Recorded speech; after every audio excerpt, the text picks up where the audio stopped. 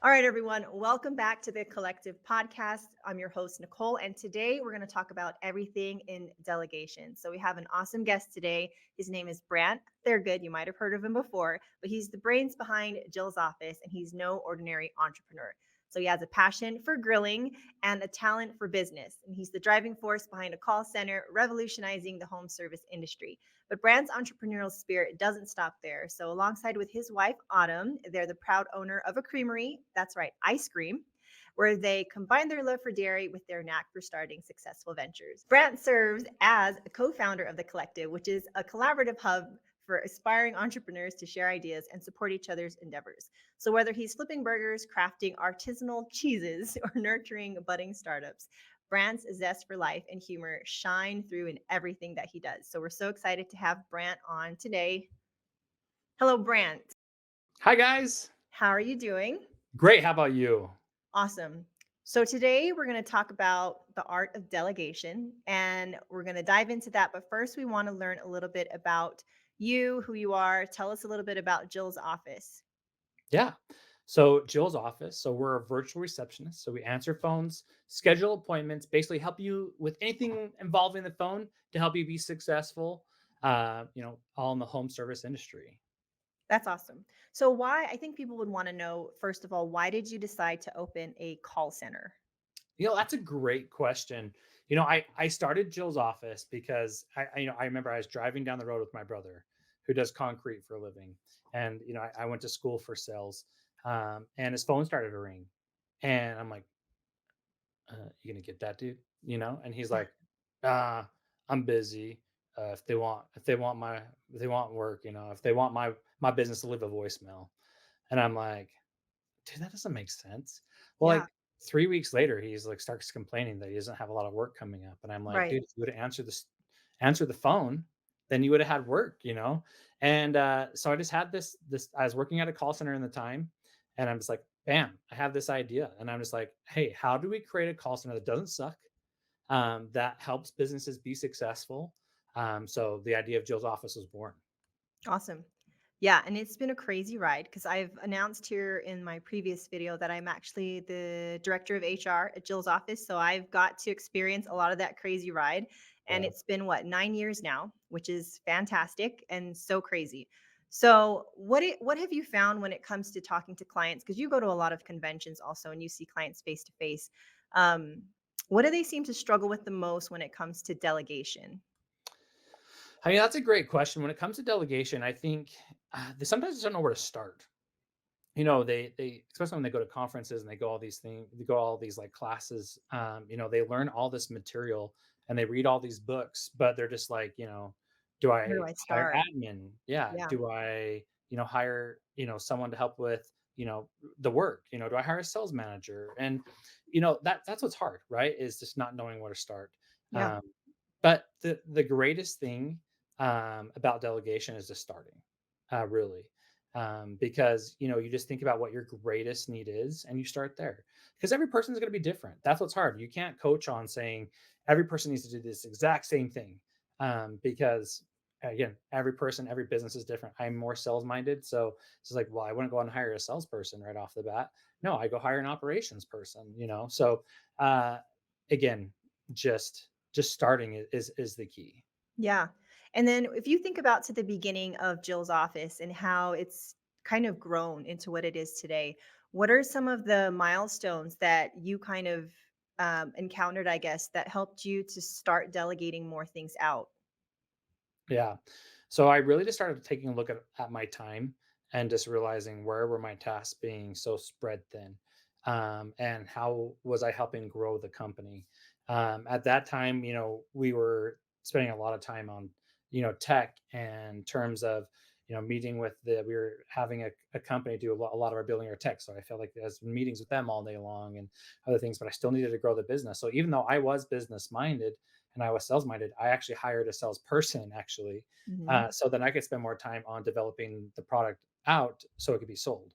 And so, I that's what we did. We hired our first salesperson, as I focused on tech and growth and the behind the scenes. And then, after that, our next person I basically fired my wife from her other job in a nice way and brought her over, and to help run the company.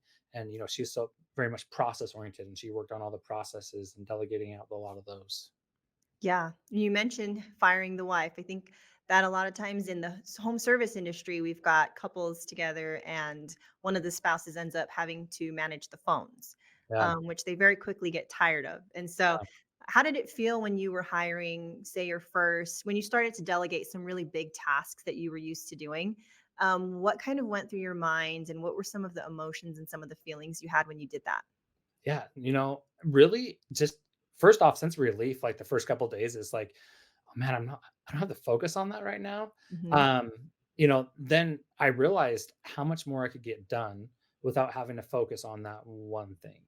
And especially over time, as we've built out more and more positions and delegated more and more away.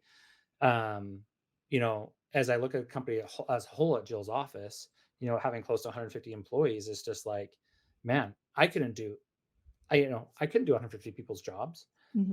And realizing, as you build and structure this and scaling it, how important delegation really comes to be. Because if you truthfully want to scale a business, delegation has to be a number one focus when you're actually planning to scale. Yeah, I totally agree. And so tying that kind of back into Jill's office, which is essentially a receptionist service. So we answer phones, for clients, and we kind of delegate business owners can delegate that entire task out so that they don't have to worry about missing phone calls. And what are some of the obstacles that you see, I guess, hurdles that you see business owners approach when looking to hiring a service like Jill's office? What are some of the objections that they have?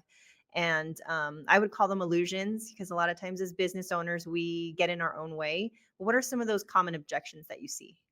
So, especially when it comes from to Jill's office, like number one, oh man, this is going to cost me so much money.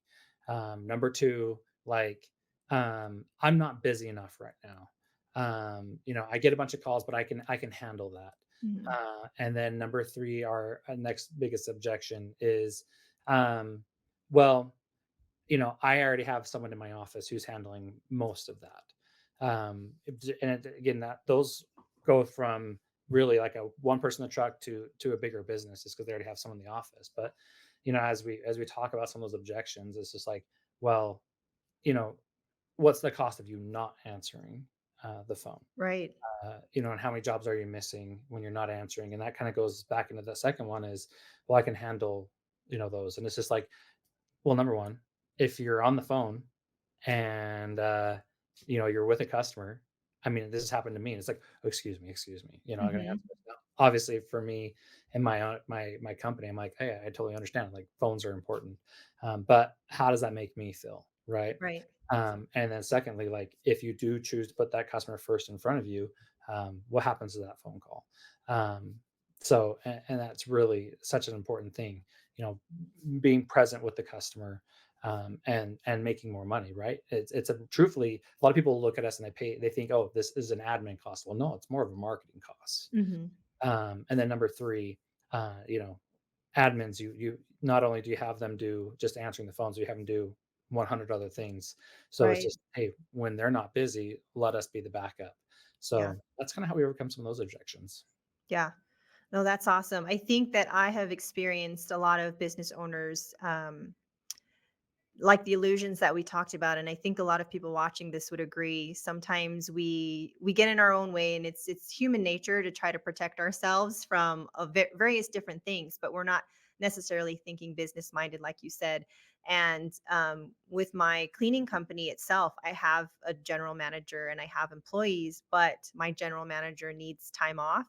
Sometimes she is helping a client like you said, and she can't, or she's in a client's home, she can't just pick up her phone and take a call, and we don't want that call to get missed because we pay tons for marketing. Every single call is lost money. And so just being able to delegate every single task, because I obviously can't answer phones all day long either. And I know where I'm strongest at also. That's another thing I think people don't really think of is the tasks that you're doing and not willing to delegate. Are you the strongest in those areas? Or are you just holding on so tight out of fear? without really realizing how much bigger your company can grow by delegating it out to somebody or another company that specializes in that area. Yep. And that's kind of where I think I've seen business owners thrive the most, is where they've learned to pass off a ton of different tasks to people that are so much better at it. And then they can focus mainly on growth and being a real visionary in their company. And so I think that's amazing.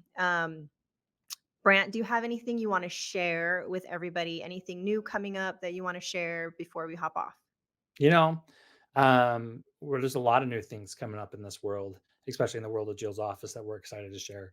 Some great technologies, some great integrations that we're going to be focusing on. But 2024 is going to be a great year.